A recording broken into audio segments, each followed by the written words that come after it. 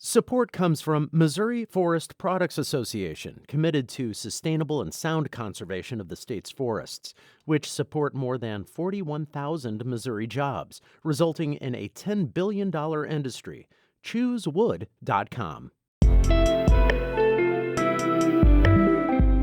From the St. Louis Public Radio Newsroom, this is The Gateway. It is Wednesday, June 12th. I'm Wayne Pratt. Ahead, candidates for 2 vacant seats on the St. Louis County Council are gearing up for a rare election in an odd-numbered year. And so I want to make sure that people that are supporters of me and supporters of Democrats more broadly are going to show up and help us get the vote out. St. Louis Public Radio's Jason Rosenbaum on the scramble to win a county council seat. First, the news. Abortion rights advocates are concerned the ongoing court case over the state's only abortion clinic could harm Missouri's efforts to attract doctors. A St. Louis judge has given state officials until June 21st to decide whether to renew the clinic's license. Here's St. Louis Public Radio's Sarah Fenton. Planned Parenthood accused the state of drawing out its license renewal process with an open-ended inspection. Missouri health officials say they're not trying to limit access. They only want to make sure the clinic is following the law. Judge Michael Stelzer is considering the case, and a preliminary injunction is keeping the clinic operating. Rebecca Reingold is a lawyer at Georgetown University's O'Neill Institute for National and Global Health Law. She says states that enforce stringent clinic rules can discourage doctors from working in places that offer the procedure. Each additional restriction increases the amount of stigma that they experience as abortion providers. I think in the aggregate, that can eventually lead to physicians choosing not to provide abortions altogether. The clinic says it's now complying with all laws, including one requiring a pelvic exam before an abortion. I'm Sarah Fenton, St. Louis Public Radio. Missouri's top election official has rejected a third petition for a public vote on that new law banning abortions at 8 weeks of pregnancy. Republican Secretary of State Jay Ashcroft took the action yesterday after earlier rejecting 2 similar petitions for a referendum on the law. The ACLU of Missouri and a wealthy Republican businessman filed the petitions and are suing in an attempt to force Ashcroft to approve them. The Riverview Gardens School District will remain provisionally accredited, but the state board is not outright denying an appeal for full accreditation. The board did not take a vote yesterday after a lengthy discussion on challenges in high-poverty districts like Riverview Gardens. Students in those districts switch schools frequently. Mike Jones represents St. Louis on the board. I would not take exception to the recommendation, but I think we need to have a really more honest conversation about what it means to be a black child in the state of Missouri. The state board says schools need to show 3 years of improvement to be eligible for full accreditation. Board members say Riverview Gardens did not score enough points on its most recent annual performance report.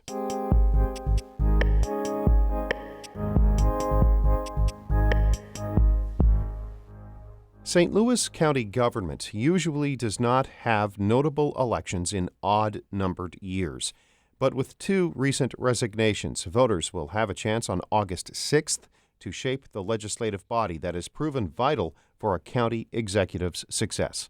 St. Louis Public Radio's Jason Rosenbaum reports on the scramble to make the council whole once again. The 2 vacancies on the council are directly linked to the downfall of former St. Louis County Executive Steve Stenger. The 2nd district became open after the council selected Sam Page to replace Stenger, and Page eventually brought 1st District Councilwoman Hazel Erby into his administration to direct the county's diversity efforts. The people that fill those 2 seats could be critical for Page's stated goal of forging a more collaborative rapport with the county council. After all, Stenger had a terrible relationship with the 7-person body, something Page wants to avoid. I think we have a really uniquely qualified council that is used to working together in a bipartisan way, and even when they disagree, I expect they will be professional and will be able to move on to the next issue. Page and Erby's departures handed Republicans control of the county council for the first time since 2006. It's a notable accomplishment for a county GOP that's lost a lot of political ground in recent years. But Republican Councilman Mark Harder adds that his party's 3-2 advantage on the council doesn't exactly mean the GOP can run roughshod over Democrats. Whether it's Democrats or the Republicans need 4 votes to pass anything from a grant to a parking meter to whatever. there has to be cooperation. It's a forced cooperation when you got such a small number of people on the council. If I could have everybody's attention, please. The Democratic push back to power began in earnest Saturday at the Sports Cafe in Bridgeton. While North County residents watched a replay of the St. Louis Blues game, members of the St. Louis County Democratic Central Committee were picking a nominee to succeed Page. Unlike primaries where voters choose a Democratic or Republican nominee, committee people like Mary Elizabeth Dorsey decide who will represent the Democratic Party on a special election ballot. And Dorsey observed that prospective candidates became very eager to talk to her. I'll just go with a lot. Emails, telephone calls, text messages, a lot. After a couple hours of speech making and vote counting, Democratic committee people selected Kelly Dunaway to be the 2nd District nominee over 4 other candidates. The Chesterfield Democrat says she's hoping to generate a lot of excitement to make sure the 2nd District stays in Democratic hands. And so I want to make sure that people that are supporters of me and supporters of Democrats more broadly are going to show up and help us get the vote out and hopefully contribute money, because I think we're going to need to raise a lot of money to make sure that we can reach out to the voters who aren't expecting there to be an August election. Getting the word out could be critical for Dunaway. The 2nd District is heavily Democratic, but Creve Coeur Mayor Barry Glantz is planning to run as an independent, and the Republican nominee, St. Anne Alderwoman Amy Pelker, ran a strong campaign against Page in 2016, even though she had less money and name recognition than him. Hazelwood Mayor Matt Robinson also says Democrats need to work hard because of what will likely be less than optimal turnout. Certainly it's an off year. You don't have the state elections or federal elections that we normally do every 2 years. So this is going to be a very low voter turnout. In many respects, whether Republicans or Democrats control the county council may not be that important. That's because divisions on the council often revolve around support or opposition to the county executive, which often doesn't fall along partisan lines.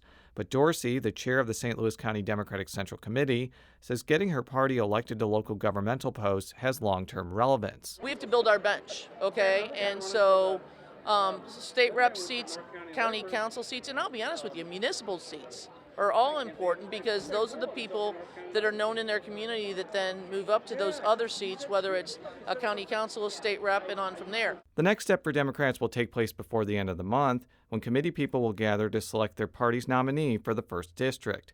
Since that seat is even more Democratic than the 2nd District, there's a good chance the person picked at that meeting will serve on the county council. Republicans selected Sarah DeVoli to run for that seat. I'm Jason Rosenbaum, St. Louis Public Radio. Our Fred Ehrlich edited that report. Shula Newman is the executive editor of St. Louis Public Radio. Music by Ryan McNeely of Adult Fur. I'm Wayne Pratt, and from the St. Louis Public Radio Newsroom, this has been The Gateway.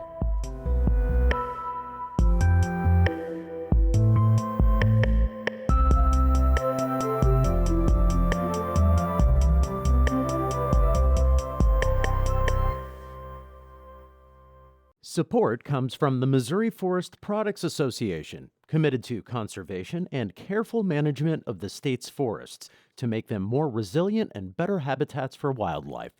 ChooseWood.com.